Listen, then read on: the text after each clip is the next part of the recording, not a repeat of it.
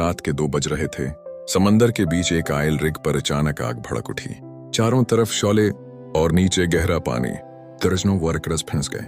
Helicopter फौरन नहीं पहुंच सकता था। रेस्क्यू बोट्स भी दूर थीं।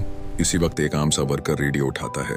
वो चीखता नहीं, घबराता नहीं, बस एक जुमला बोलता है, सब लोग ऊपर मत भागो, नीचे वाली साइड से निकलो। धुआं बढ़ रहा था, गर्मी बर्दाश्त से बाहर, लेकिन उसने सबको लाइन में लगाया। एक एक करके लोगों को धमाकों से दूर ले गया।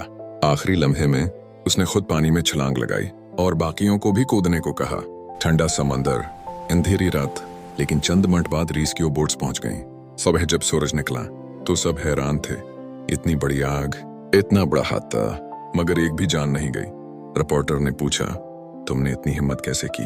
वो मुस्कुराया और बोला, मैं लीडर नहीं था, बस मुझे पता था कि अगर मैं घबरा गया तो सब मर जाएंगे। कभी कभी हीरो वो नहीं होता जो सब